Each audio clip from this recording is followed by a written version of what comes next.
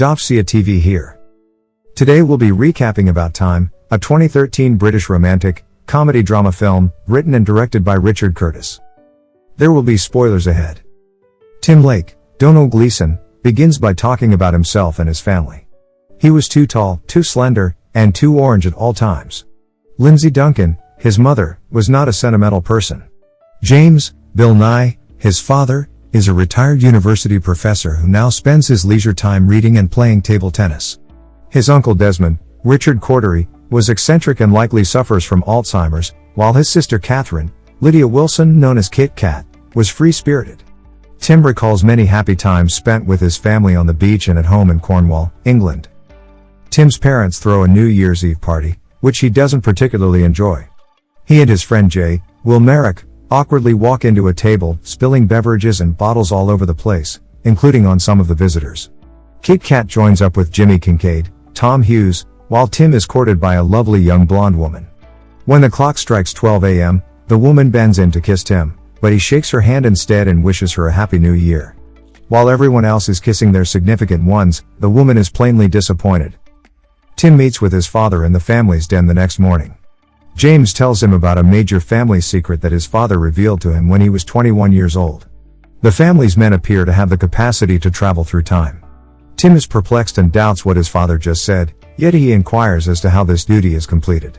James advises him to go into a dark area, close his eyes, tighten his fists, and imagine the exact time he wants to be in, and he will appear there. Of course, there are limitations to his time travel, as he can only visit events in his own life and cannot murder Hitler or shag Helen of Troy, as he puts it. Tim goes into his bedroom's wardrobe to make this attempt. He follows James' instructions, and he hears the killer's Mr. Brightside playing loudly, and he notices he is dressed in the same attire he wore to the New Year's Eve party. He avoids slamming into the table, and when the clock strikes 12, he grabs the blonde and kisses her, much to her delight.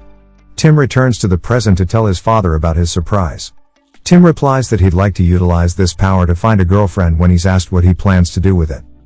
I'm sure you're enjoying this story, so a simple like and subscription would be greatly appreciated. If you haven't already. When Kit Kat's friend Charlotte, Margot Robbie, comes to visit with the family for the summer, Tim is instantly charmed. Charlotte asks him to massage sunscreen on her back while she and Kit Kat are sunbathing. He squeals with delight at the request, and as he tries to squeeze the tube, a large amount of sunscreen squirts onto Charlotte's back. Tim makes a hasty retreat into the house and into the closet in order to return to this time. He now has a more relaxed and suave demeanor, and he applies sunscreen on Charlotte's back softly. Tim walks into Charlotte's room on the eve of her last day with the family to ask her a question. Before he says anything, she warns him not to ask any questions about love, as Kit Kat predicted he would, but that's exactly what he was planning to do. Despite her admiration for him, Charlotte informs him that he should not have waited until her last night to make a move and that he should have tried sooner. This prompts him to enter the closet adjacent to her room and return a month later, in the middle of her stay, to make a move. Charlotte expresses an interest, but suggests that they wait until her last night to see how she feels. Tim soon understands that no matter how far back in time he travels, he will never be able to make Charlotte love him, and she abandons him with a broken heart. Tim moves to London after the summer to seek a career as a lawyer. He moves up with a grumpy playwright family friend named Harry Chapman, Tom Hollander. He subsequently begins working at a legal company, where he meets and befriends a young man named Rory, Joshua Maguire, who spends a lot of time with Tim while he continues his search for a girlfriend. Jay takes Tim to a restaurant one evening, where they are assigned blind dates in a dark room. Tim spends the night with Mary, Rachel McAdams, an American-accented girl, while Jay is with her friend Joanna, Vanessa Kirby. Tim and Mary get along swimmingly, whereas Joanna is uninterested in Jay. Outside, the males meet the girls, and Tim is fascinated by Mary's charms, despite the fact that she does not consider herself very attractive. Tim compliments her clothing and fringe haircut. Tim manages to grab Mary's phone number before she and Joanna leave. When Tim arrives home, Harry is enraged about a poor performance at his play, in which one of his performers forgot his lines on stage. Tim decides to start the night over in order to join Harry at the play and change his mood. Tim visits one of the principal actor's dressing room, Richard Griffiths, his final film appearance, to persuade him to reread his script. Tim is brutally reprimanded by the actor, who then reads from his script. Tim and Harry are watching the performance, and the actor executes his lines well, to the delight of the audience. Unfortunately, another actor, Richard E. Grant is the one who completely freezes on stage. Tim goes backstage to hold out cue cards for the actor to look at, which allows him to recite his lines flawlessly while still receiving applause. Tim decides to call Mary after the show, only to discover that her number isn't on his phone. He hurries to the restaurant where they met, only to be told by the host that Mary and Joanna had already left and that he couldn't give Tim any further information because they had paid in cash. Are you enjoying this story? Could you please help us? We only ask for a simple like on this video, because it aids the YouTube algorithm in distributing the video to other outstanding YouTube users such as yourself.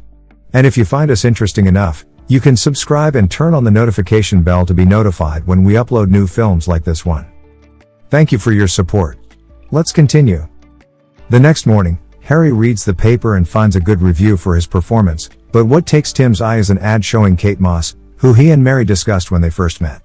This prompts him to visit a museum with a Kate Moss exhibit in the hopes of spotting Mary. He tries for days on end with no success until Kit Kat comes along to assist him. Finally, Mary passes by, and Tim takes advantage of the opportunity to speak with her.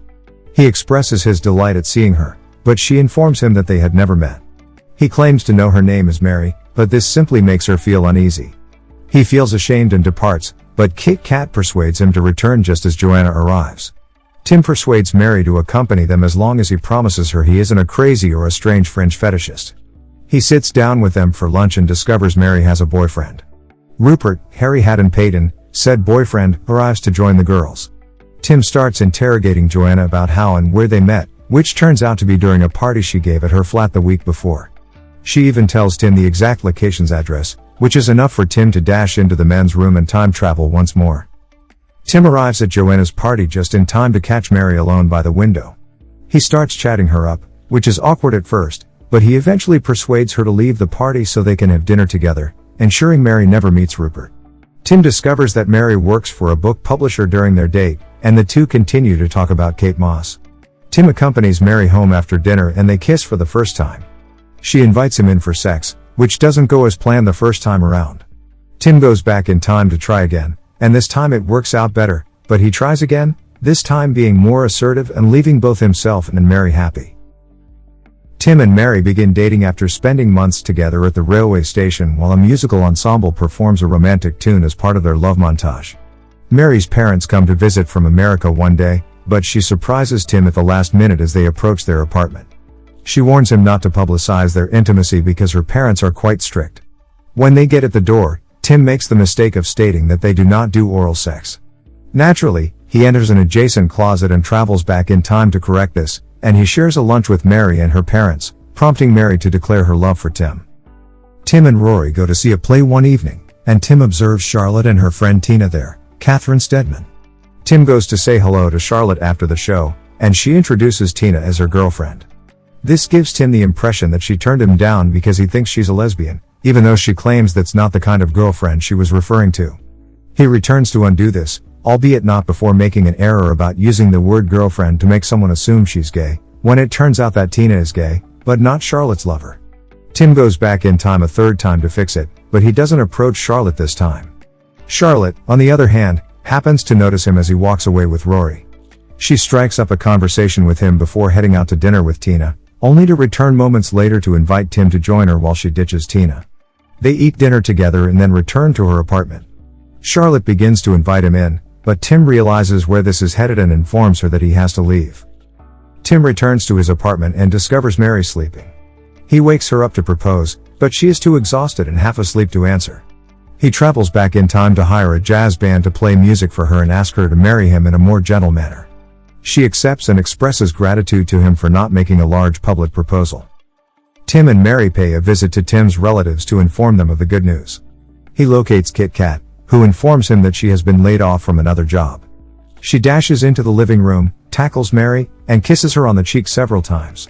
Tim tells the family during dinner that he and Mary are getting married, and that they want to do it soon because they are expecting a baby. This brings great joy to the family. That evening, Tim and Mary begin discussing arrangements for their wedding, including whether or not to play Il Mondo at the ceremony, where they will marry Tim's best man, and where they will spend their honeymoon. The wedding day has arrived. Despite the fact that it begins to rain, everything turns out to be joyful and enjoyable for the couple. Rory, who is the best man at the reception, begins to give an uncomfortable speech, prompting Tim to time travel and choose Harry as his best man. Harry begins to make derogatory remarks at Tim, prompting him to return to picking Jay. This is made worse when Jay makes lewd sexual comments, prompting Tim to choose his father as the ultimate best man.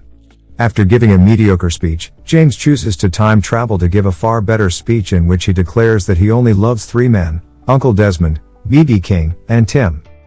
A simple like and subscription would be greatly appreciated. If you haven't already. Thank you. Mary gives birth to her and Tim's first child, a girl named Posy, not long after. They finally move into their own home, despite Tim's claims that they can't afford it, and he and Mary are content. Tim's family arrives for Posy's first birthday a year later, but they are still expecting Kit Kat. The doorbell rings, but it's Jimmy Kincaid on the other side. When Tim inquires about Kit Kat, Jimmy explains that he had a quarrel with her and that she had been drinking earlier. Tim and Mary rush to the hospital to learn that Kit Kat was involved in a car accident as a result of her driving while inebriated.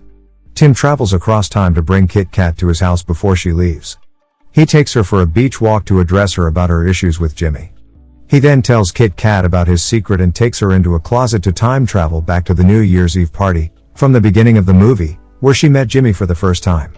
She is as astonished as Tim was when she discovers herself in her old clothes.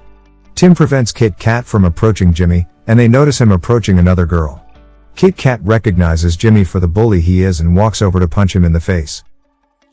Tim transports Kit Kat to the present, when she discovers that her memory has been tampered with, and she informs Tim that she is now with Jay. Tim is relieved to see Kit Kat happy with Jay, and he returns home. When he goes to play with Posy, he is taken aback to see that his daughter has transformed into a boy. Tim flies back in time to meet the child's father on the day of his birth. James explains to his kid that because the child was born between Tim's time travels with Kit Kat, he changed the timeline such that he had a son instead of a daughter. Tim learns that he needs to undo Kit Kat's modified timeline in order for Posy to be born. Kit Kat is still injured in the automobile accident, but Tim and Mary remain at her bedside until she promises to end her relationship with Jimmy and keep her job. Tim informs Kit Kat that Jay has always had a thing on her and that she should talk to him before he departs. Posy is still there, and Tim is having fun with his daughter. He tells Mary that he wants another kid, despite Mary's aversion to the process. Despite this, they have a second child, a son called Jeff. Tim and Mary are heading out to dinner with Mary's publisher one evening. She changes her clothes a lot since she doesn't like how she appears, despite Tim's assurances that she looks great in anything. Mary ultimately returns to the first outfit she tried on. Tim tells her that he left Posy below when she inquires about her whereabouts. Unfortunately, he left her with the publisher's manuscript, which Posy colored over with crayons and shredded. Mary is enraged, and she refuses to let Tim leave so that he can use time travel to rectify the damage.